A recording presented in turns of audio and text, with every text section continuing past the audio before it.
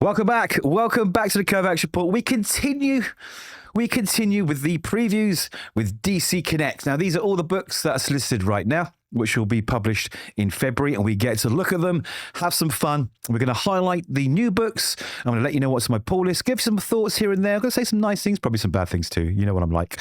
But this is the big one, guys. Oh boy, is this the big one, because risen from the ashes like the phoenix, DC Vertigo is back, and it is back big. Now, before you say, oh dear, before I hear the groans, I have noticed there's been a 50-50 response to this. I put out a DC Vertigo relaunch video, and I'm only a small channel, but it's my highest viewed video with over 7,000 at last look. And for me, that's huge. That's huge. But the comments were mixed. Some people are very happy about it. Some people think, well, they tried it before, it's going to fail. Look at the writers. Look at the writers. It's bound to be bad. However, now I'm not sure if I'm an optimistic pessimist or a pessimistic optimist about it, but I am excited, because you never know. We might get some gems in there. We might get some gems, and that's what I'm hoping. So anyway, on with it. Like the video if you can. Hit subscribe too. That would be fantastic. Let's see what's coming out in February. So DC Vertigo. In 1993, DC launched its Vertigo imprint, and it is back, and it's nothing you've seen before. Well, do you know what? I am getting tired of hearing those phrases, but here we go. Here we go.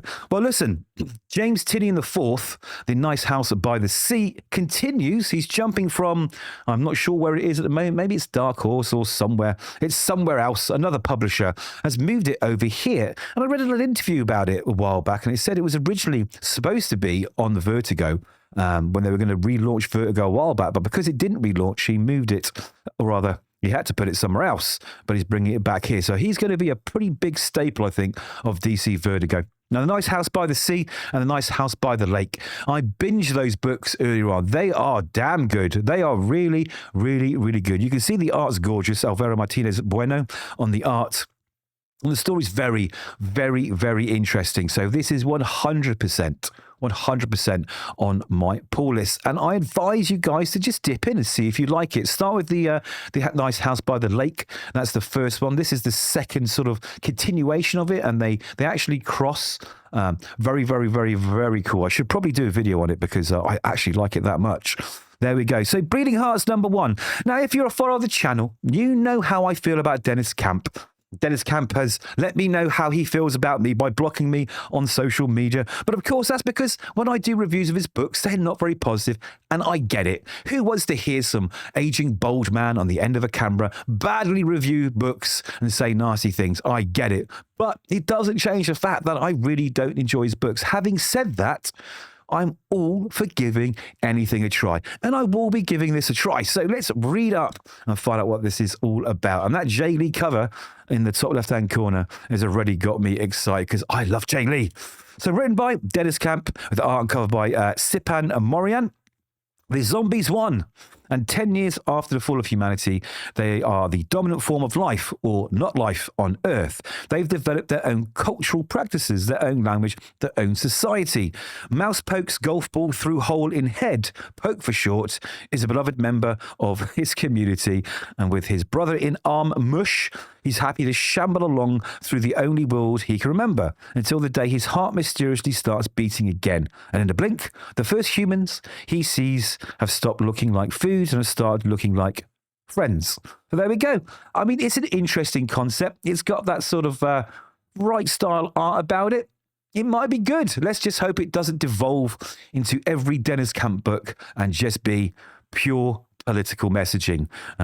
Just read the last issue of Ultimates and tell me I'm wrong. So Carl Starks and Steve Pugh. Wow. That's already got me involved. I didn't even need to know what it's about. I am in. End of Life. Okay, professional hitman Eddie Stallion has messed up. He's accidentally robbed the Raven, a high-ranking boss of the international cabal of assassins, the Menagerie, of which Eddie is a member, or he was. Now, with a price in his head, Eddie chooses to hide in the only place everyone knows he'd never go, the small Winmeston town of Pluto. Okay, home of his estranged father and known hard-ass George Stallion. Okay, he's a known hard ass. Yes, he is. Looking for safe harbour, Eddie instead finds his resentful father dying of cancer. Okay, old friends looking to collect that bounty, menagerie assassins who have wandered into town, a cancelled newspaper comic strip creator turned local crime lord, and oh yes, his childhood first love too. Sounds like fun. It really does sound like fun. I mean, look at the art. The art looks absolutely cracking. I think he did that Harley Quinn book as well ages ago, and the art on that was just blew me away. So good. Okay, Chris Condon and Jacob Phillips. Well, Jacob Phillips' art, as you can see, is spectacular. It definitely fits this whole sort of noir style book.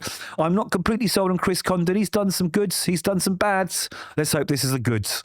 There we go. I love the covers, though. Got to say, I do love the covers. So, New York City, 1941. Ezra Kane is a private investigator with a reputation for taking it on the chin if it means solving a case. But his former life as an archaeology student that makes him the only man to track down an artifact that's gone missing from the Museum of Natural History. Well, that was a mouthful. Let's start that again. But it's his former life as an archaeological student that makes him the only man to track down an artifact that's gone missing from the Museum of Natural History. Okay, an ancient anvil said to hold the power of the Greek god Hepatitis. If someone could harness that power, I'm so bad at pronunciation, right? I really am. I think the more tired I get, the worse it gets. Sometimes I can't even say my own name.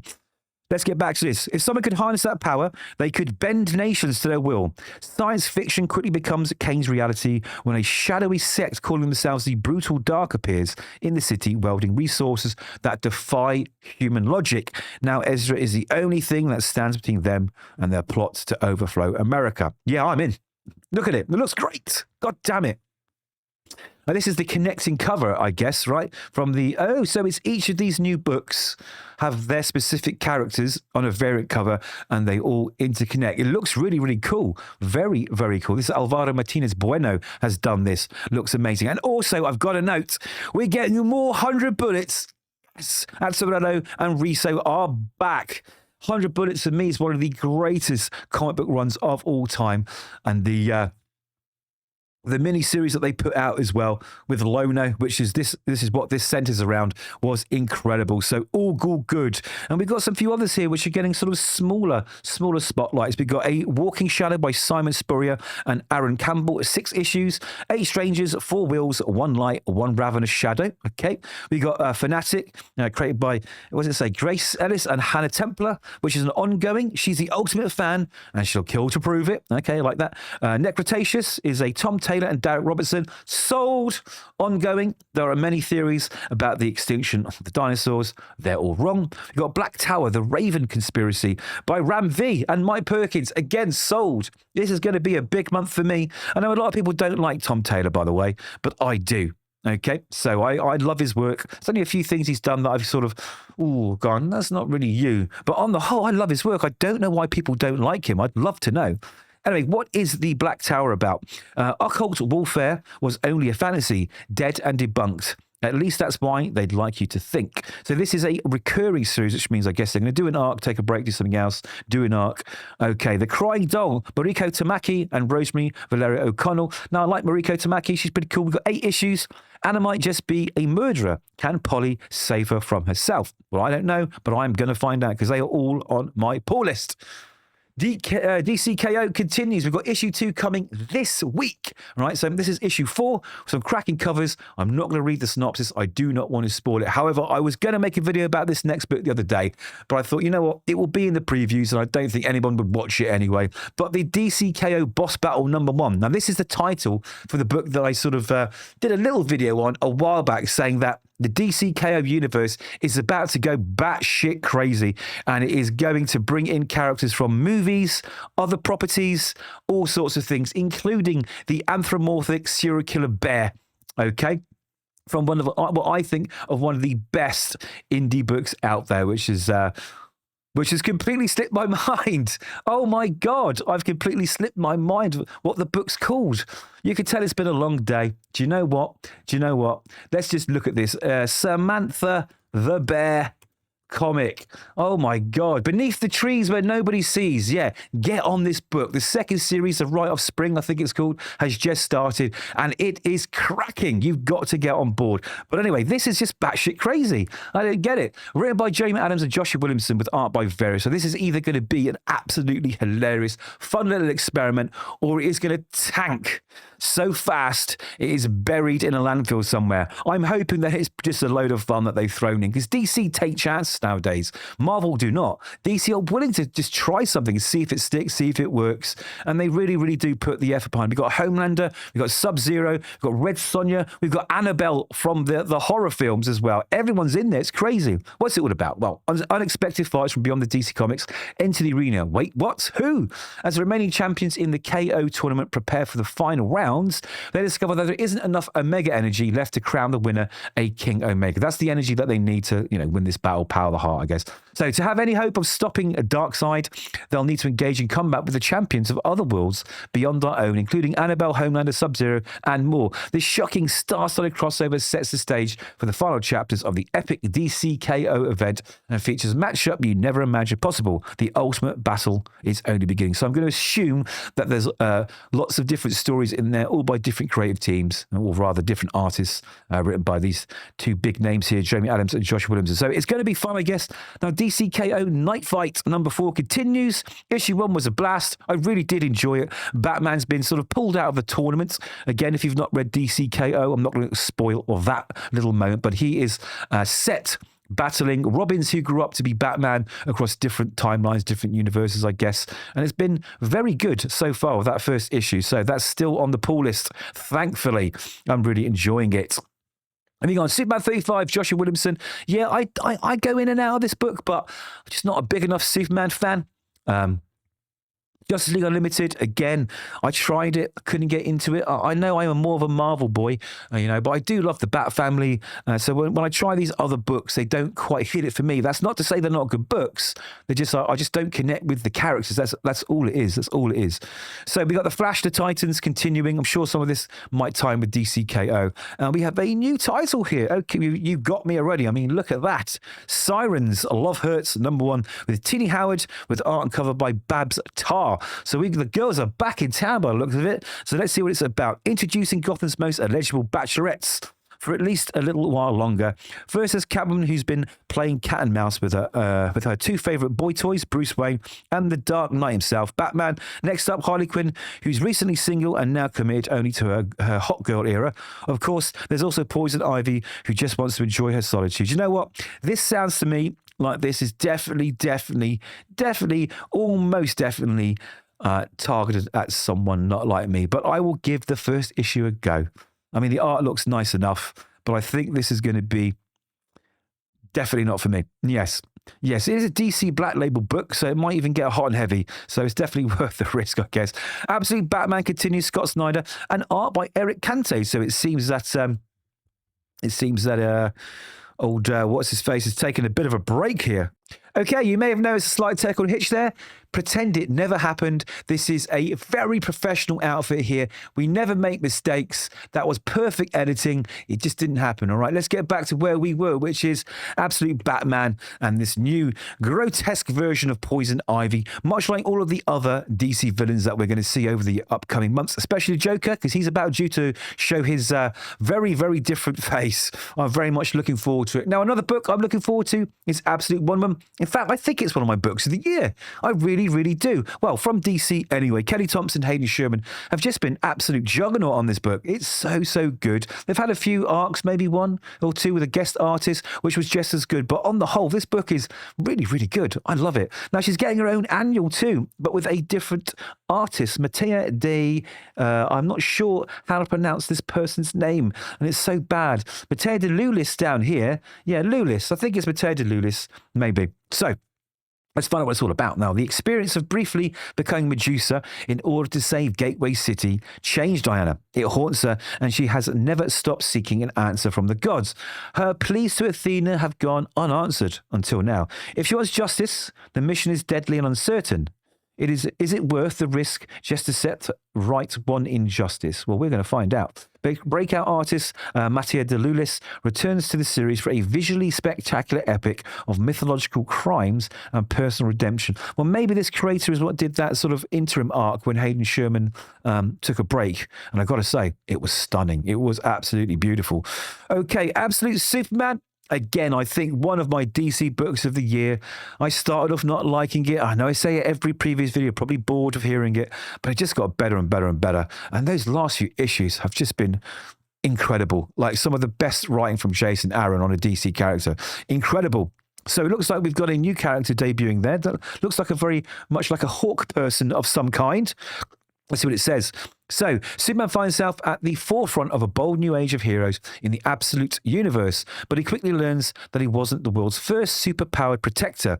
Enter Hawkman, who has a few tips for the new kid, whether he wants to hear them or not. Now, if you've read the Absolute Evil, I think it was, Absolute Evil one-shot, you're going to know a lot more about Hawkman. And if you haven't read it, I would read it before you get into this because it really, really does give you some very, very important information about this version of Hawkman. Now, Absolute Martian Manhunter, not my cup of tea. Great art. Not into the story. Absolute Flash, I've been told to give it a second chance, so I'm going to binge that over the next few weeks, and hopefully it will go on the review list. Absolute Green Lantern, it's Al Ewing. It's just not exciting. It really isn't exciting stuff. I could not get into it, and boy, did I try. So that's definitely not on my pull list. Now, what is on my pull list is Batman, because Matt Fraction and Jorge Jimenez are doing an incredible job. I'm absolutely enthralled by this book. Batman, main title, is finally good again. And boy, oh boy, are we being treated every month. So that is 100% on my pull list. Nightwing 135, Dan Waters is doing his thing. I haven't enjoyed Nightwing since Tom Taylor and Bruno Redondo came off it. So I gave it a try, but it just didn't hold my attention. Batman and Robin 30, Philip Kennedy Johnson. I'm catching up on that. It's actually pretty good. Batgirl again was one of those titles where I love the character, but I just can't get into the book. I might give it a second go. But Tate Brumble, I keep saying it again. I repeat a lot of stuff. He's a good, very good indie creator. Everything Dead and Dying is probably the best zombie book, very different zombie book since The Walking Dead was at its prime. And I recommend you definitely get that book because it's out of this world. It really, really is. So what else is on my pull list here? None of these. I'm trying to catch up on Harley Quinn, but it is a slog. Oh my Lord, what have they done to Harley? She's been kind of deconstructed and dismantled in the worst possible way. But I am getting through the book. I hear there's some good arcs in there, and hopefully this will come back to the pull list. Same with Poison Ivy, just can't get into it. I think G. Willow Wilson just isn't one of my writers. No offense, but I just haven't enjoyed anything they've written. Catwoman, same thing again. Just couldn't get back into it. I missed Ed Brubaker. I think that's what it is. It's hard to follow him. What else have we got from DC? Telecomics, Tom Taylor and Mikhail Janin doing some of the most beautiful art I've ever seen. I absolutely love this creator. He's brilliant. And I do like Tom Taylor. So this is pretty cool. Although the last issue wasn't as good as the issues that came before it, it was still good by any standards.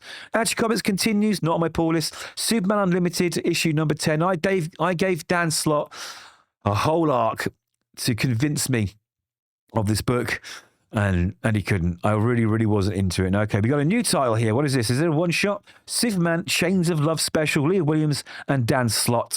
Love is in the air, also death in Superman Chains of Love special. Step aside, Daily Planet. A new news force is taking the city of Metropolis by storm when the former felon Livewire is released from prison. An unholy alliance and, frankly, wholesome romance with the creepers forged in the fires of a super-villain battle. But with two of Metropolis's most notorious shock jock media personalities getting together comes the debut of a new outlet to rival even that of the Daily Planet. Witness the rise of the wiretap and some shocking surprises in the Superman Chains of Love special. Yeah, that's not for me. I'll give that a hard pass. Same with Supergirl 10. It's not for me. If it is for you, then it's perfect. But it's not for me. Adventures of Superman, Book of L, Philip Kennedy Johnson. I did try reading the first one, but again, you know how I feel about Philip Kennedy Johnson, and that is that he's doing the greatest Hulk run in decades, and I love his work.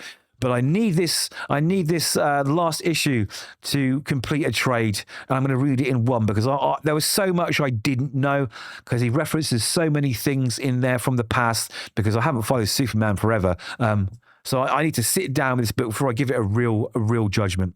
Stephanie Williams continues Wonder Woman. Oh, okay. Is that a new creative team jumping on board the last issue or two? Maybe it is. Maybe it is. I thought it was Tom Taylor. Anyway, we continue. Oh, I've noticed lots of Valentine. Of course, it's February. That's why we've got the love book and these Valentine variants. Okay, that explains it. JSA, Jeff Lemire. I am catching up on this book. It's very, very cool. Enjoying it. Aquaman's not for me, but we've got the New History of the DC Universe, the Dakota Incident. Okay, so spinning out a page of New History of the DC Universe. Okay, so it's a continuation of these history books. I think Mark Waid wrote the original run, and that's just finished recently. So again, if you love your DC history, I guess that's a book for you. Green Lantern, not my favourite. Not going to be picking these books up, not at all. But this I am. Gabriel Hardman and Philip Hester. I said Gabriel Hardman twice because he's also doing the art. So a hard boys social thriller by visionary creator Gabriel Hardman. Batman, Green Arrow, The Question, Arcadia. This is about to drop, I think. I cannot wait to review it. It's coming out this week. The art is good. The preview I saw of it was good. I'm hoping this is going to be one of the books of the week. So I will let you know if it's still on the playlist, or rather the pull list, next time we do one of these videos. Batman, Gargle of... Gargle? What's a gargle? The Gargoyle of Gotham. Well, the art looks very interesting, doesn't it? So what is this? The heart-stopping conclusion to Raphael Gramper's Twisted Masterpiece. Now, did I read issue 1? I'm not sure if I did, or it was a waiting for the trade thing. So I'm going to have to catch up on this. This is a Black Label book, and I do like the Black Label books. A very different looking Batman here. I'm not sure if it's going to float my boat, but I'm going to give it a go. I'm definitely going to give it a go. But when you see those Lee Bermejo covers, it's hard to resist. Look at that cover. Whoa. We'll let you know. Might do a video. Batman Static Beyond. Number 3 is definitely not on the pull list. I'm sorry to say, and I did warn you, I might say some nasty things or things that aren't pleasant. One of the worst books of the week, one of the worst DC books. I could not get into it at all. I really, really couldn't. They're thrusting these two together because they've got some, static books coming. There might be an anniversary of something to do with, Batman of the Future or whatever, but I couldn't do it. I couldn't do it at all. Anyway, Batman Second Night. I'm not up to date on those books, so I can't comment. And then we're into the facsimiles. What do we got? We got Action Comics. I won't go too deep into these because, they're older books. Facsimiles, more facsimiles. Detective Comics, Superman, the Batman Adventures, Mad Love Special. Well, that's a good one to pick up as a facsimile because Paul Dini and Bruce Timm. And I think the original first editions are quite expensive. We've got a Dark Knight Returns facsimile edition. That's very interesting. They're doing that as well. Might be nice to pick it up as a reader. DC Work in Progress, Dark Knight Smells. We've got the Scott Snyder, Greg Capullo, and Jonathan Glapion issue number 1. I guess it's just the pencils, which is always nice to see. I do like when you see the sort of naked art of these creators. And that's not to say that inkers or colorists ruin anyone's work. It's just nice to see that layer. It's nice to see it fresh before it is coloured and inked. Gotham Academy, first year, number 5. Well, I read number 1. And it wasn't for me. However, Court Children of the Round Table is an absolute whole boatload of fun. It's a kiddies book. Well, it's got kiddies in it, let's just say. They're all sort of mixed up with the Round Table and the whole mythology of, Arthur Pendragon. And you know what? It's really good fun. You get your cup of tea, right, or a cup of coffee, whatever it is you drink, and you've got 10 minutes to sit back and just have a little bit of fun with the comic book and get you sort of geared up to go back to work or whatever it is you're doing. And that's what it is. It's really good. I really, really enjoyed it. Okay, we're on to the actual kiddies books now. Teen Titans Go, not for me, but we have a very, very nice edition here. And this is what I love collecting, are these omnibuses, absolute editions, oversized editions, artifact editions. They've got so many names. Let's see what this one's about. This one looks really, really pretty. What do we got? We got Wonder Woman Historia, the Amazon's absolute edition, written by Kelly Sue DeConnick.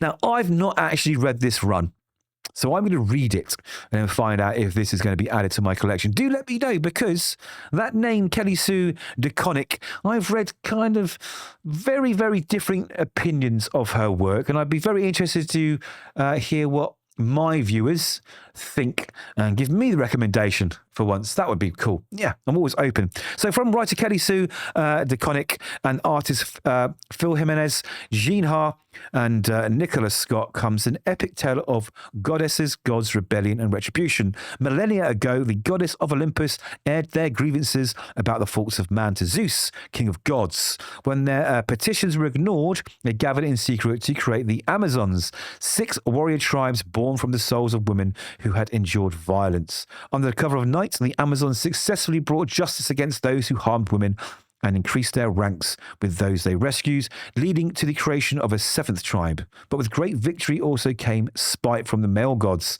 and a war the likes of which neither heaven nor earth had seen before. Okay, I've got an idea of what this book's going to be like. Let me know. Supergirl's Family Vacation, not for me, I'm afraid. Galaxy as the world falls down, definitely not for me. The art looks very pretty. I'll give you that. Jadzia Axelrod and Ry Hickman on that book. Yeah, I don't think that's going to be for me. Okay, now we're into the trades. Let's see if we get any other nice additions coming. We've got the Kryptonite Spectrum, Dark Patterns, Supergirl, Birds of Prey, Batman, Green Lantern, Justice League. What's new? Give us something new and exciting. Or is this just a list of all the back catalogue and new trades on our way? It really is. Aztec Batman Clash of Empires. Not seen it yet. I will take a look at that. So there we go. DC's got a whole boatload of stuff too. Marvel has a metric ton of stuff coming out that month. But I think Vertigo might be competing against them for those sales, because those books, whether you are excited or not about Vertigo, they are going to be snapped up. And I think we're going to get some gems. I really, really believe we are going to get some decent Vertigo books, and we deserve it. We've waited long enough. So there we go. That's my pull list. Those are my thoughts.